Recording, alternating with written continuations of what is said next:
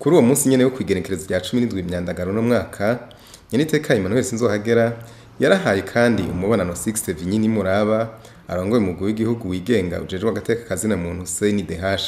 6 vinyini muraba akaba yemesheje ko yaraje gushikiriza umukuru w'inama Nkenguzamateka urwandiko rwemeza ko uwo mugwi wasubijwe kuco bita mu rurimi rw'ifaransa statut A, iyo nayo igatuma wigenga mu bikorwa urangura ukongera ukagira ijambo mu nama mpuzamakungu abenegihugu b'abarundi nabo bakawizera. Twari tuje kumushikiriza urwandiko ikete rigereka umugwi CNDIH ko wasubijwe ku rugero A, ico bita statut A.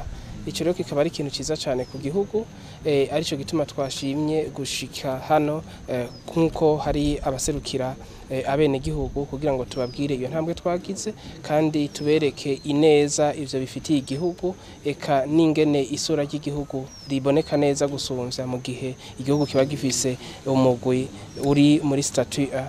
Ivyo ni vyiza cyane kandi kuko duteza kubishima no kuvuga ko inzego zitandukanye nazo nyene zifise ico zaterereye kugira dushobore gushika kuri urwo rugero, no kuvuga yuko iyo batatureka ngo dushobore gukora mu mwidegenzo ntangere ntitwari gushobora gushikaho, bari guhava basanga bagiye baraduha amategeko ati kora gutyo na gutya. Ivyo bigaca bituma rero ico bita independence kwigenga kwa commission kutaba kose ntitwari gushika iyi ntambwe dushitse ko rero uno munsi. Hanyuma ikindi naco mu nyigisho zitandukanye tuza turagira inama nkenguzamateka irimwo mu migwi itandukanye tuza turakorana kugira dutahure kumwe ivy'agateka kazina muntu kandi dushobore gufashanya kugira ngo agateka kazina muntu kabandanye gatera imbere. Urazi ko agateka kazina muntu ari gikorwa ca misi yose kandi ari gikorwa ca twese. Ntushobora kuvuga rero mu mugwi w'igihugu wigenga uje agateka kazina muntu ko dushobora gukora vyose kugira agateka kazina muntu kabe keza kurusha.